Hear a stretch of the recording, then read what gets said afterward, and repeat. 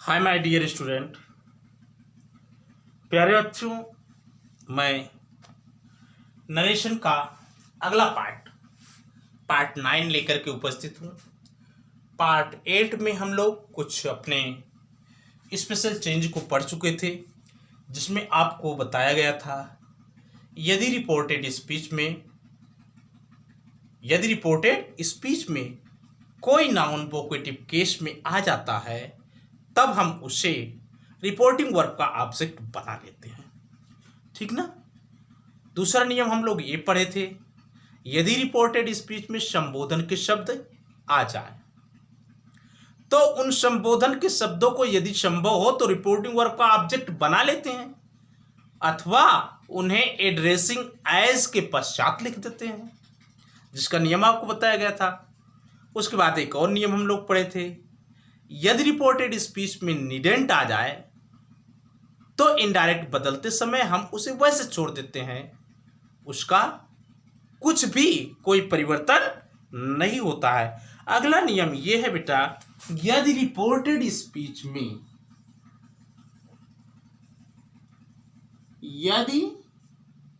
Note करिएगा, reported speech में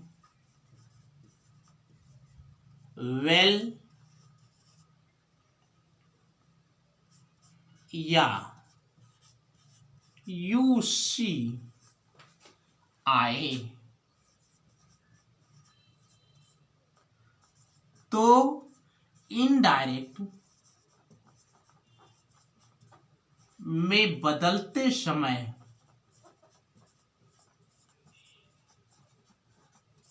इन्हें छोड़ दिया जाता है।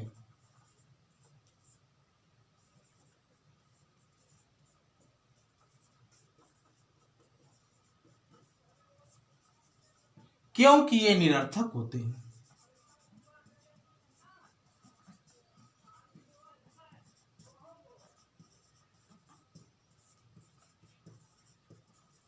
ठीक है बेटा ना।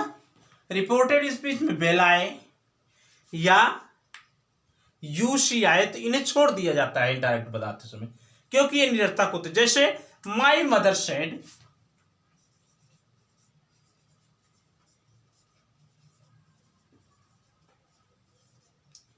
Well Ram,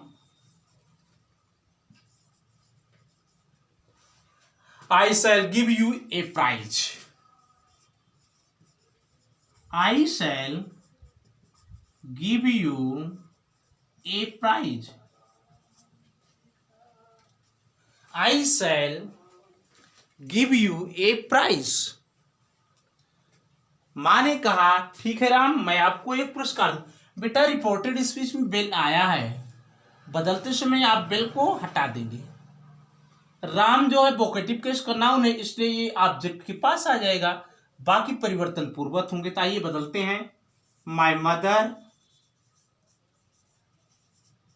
told Ram that, बेटा आई बदला मदर के अनुसार सी, टेंस बदला टेंस के अनुसार वुड, गिव, यू बदला राम के अनुसार him, a prize. Okay, next one example, the father said,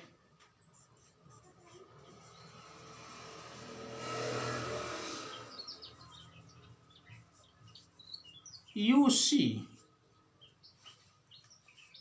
I cannot tolerate such things. I cannot tolerate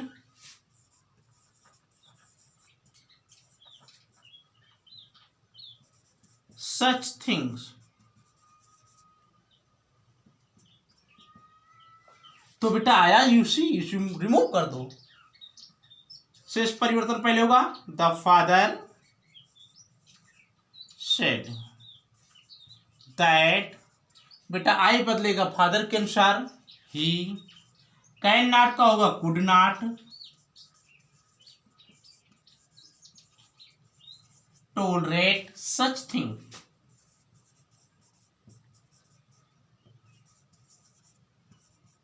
मैं ऐसी चीजों के लिए परेशान नहीं हो सकता। बेटा बात समझ में आई? तो अगर समझ में आई हो तो हम लोग आगे बढ़ लाएं।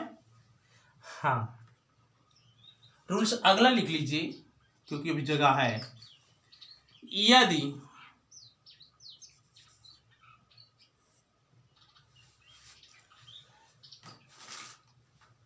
रिपोर्टेड स्पीच में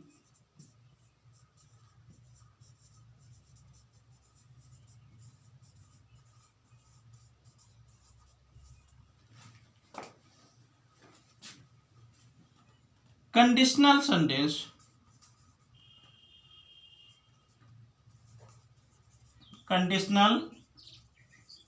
सेंटेंस काल्पनिक या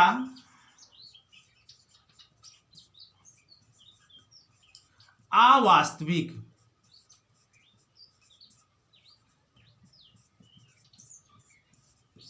काल्पनिक या अवास्तविक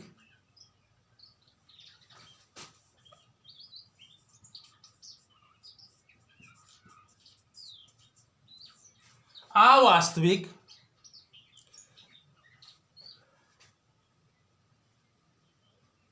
स्थिति का बोध कराए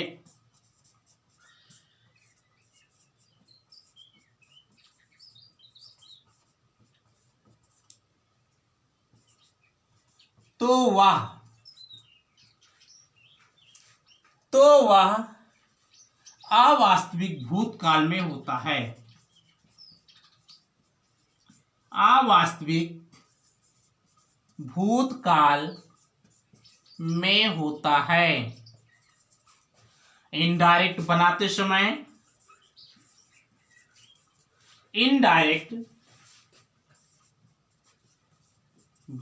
समय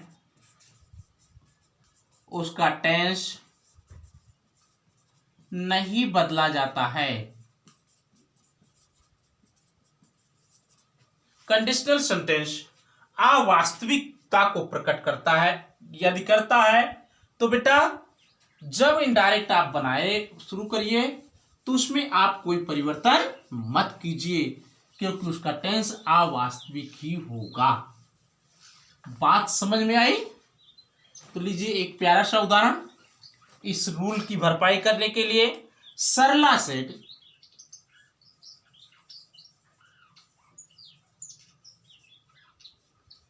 if my college were near the house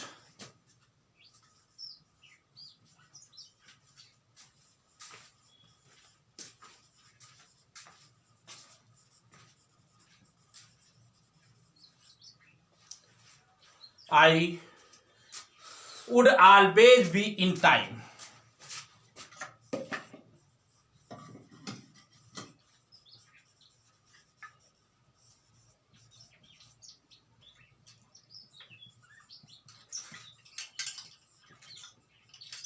यदि मेरा कॉलेज घर के नजदीक होता तो मैं भी हमेशा समय से पहुंचती। सच्चाई नहीं बेटा, केवल इमेजिनेशन है। यदि मैं राजा होता तो आपको बेशुमार दौलत देता, लेकिन जब राजा होता तब ना। तो बेटा इसके टेंस में हम लोग परिवर्तन नहीं करेंगे, यही रहेगा। सरला said that if her college were near the house, she would always be in time. बेटा कोई टेंस में कोई परिवर्तन नहीं होगा, अतः आप इसको नोट कर लीजिए ताकि हम लोग आगे बढ़ें। ठीक है ना, नोट कर लीजिए। एक और नियम आप लीजिए,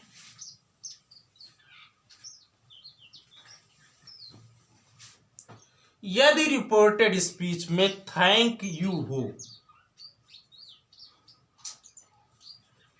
4 हो गया, 5 हो गया, 6 लीजिए। रूल 6 लीजिए बेटा। यदि रिपोर्टेड स्पीच में थैंक यू हो तो रिपोर्टिंग वर्ब को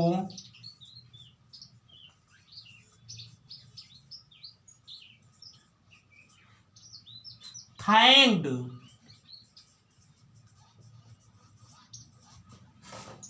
रिपोर्टिंग वर्ब को थैंक्ड में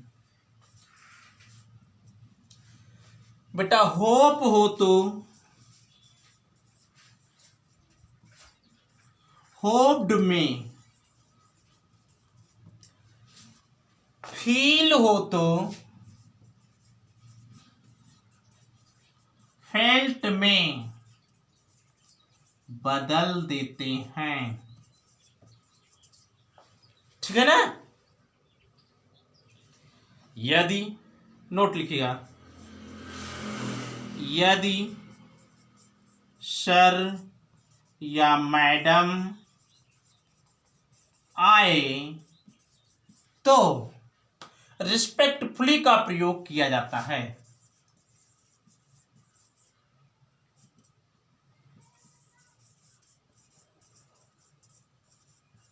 रिस्पेक्टफुली का प्रयोग किया जाता है।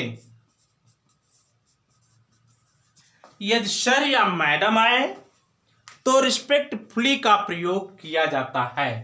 बेटा थैंक यू आए तो आप थैंक यू को थैंक्ड कर देंगे। होप आए तो आप उसे होप्ड कर देंगे। फील आए तो आप उसे फेल्ट कर देंगे। और अगर कहीं सर या मैडम दिखाई दें तो आप रिस्पेक्टफुली का प्रयोग करिए। Okay. The servant said to the master,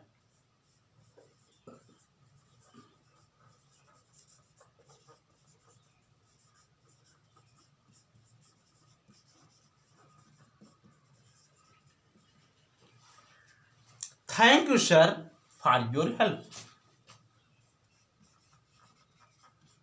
thank you sir for your help. बेटा ध्यान दीजिएगा, थैंक यू आया, सर आपका थैंक हो जाएगा। सर आया लेकिन कैसे सम्मान, कैसे उसने थैंक किया? सम्मान के साथ। तो ध्यान दीजिएगा, द सर्वेंट रिस्पेक्टफुली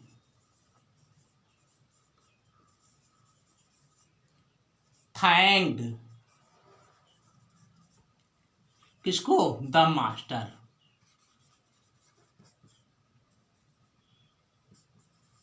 बेटा किस लिए? आप सीधे से मतलब उसने सहायता की थी फॉर हीज हेल्प। हो गया बेटा। और या तो फिर अगर आप इसे बदलेंगे फिर यहां पर दैट कंजंक्शन है, दैट ही, ठीक ना, had helped him.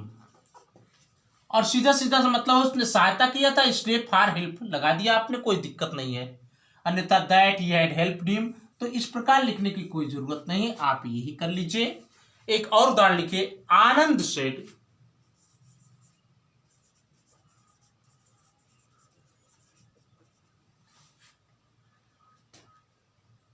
I feel sorry for what I feel for what I feel sorry for what I have said.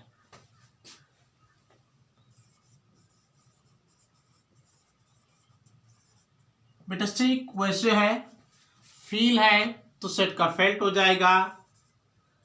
Anand felt सारी, क्यों किया? For what he had said। बस, कोई tension नहीं है। अरे आनंद फेल्ट सॉरी फॉरवर्ड जिसके लिए he had said, जो कुछ उसने कहा था, यहां पर दैट कंजंक्शन लगाने की कोई जरूरत नहीं है, ठीक ना। अगला उदाहरण है आपका he said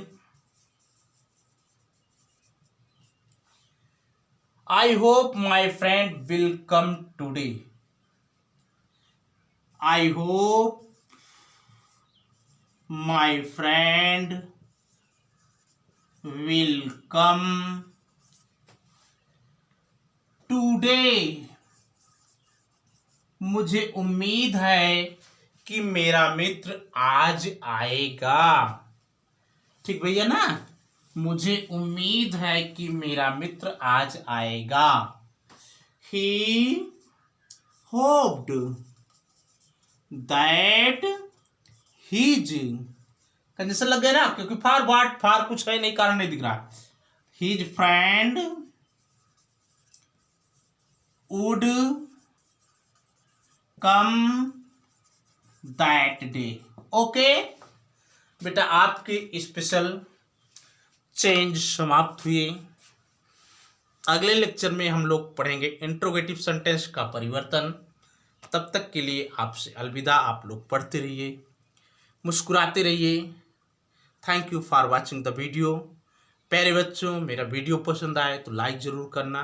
नए बच्चे मेरे चैनल को सब्सक्राइब जरूर कर लें।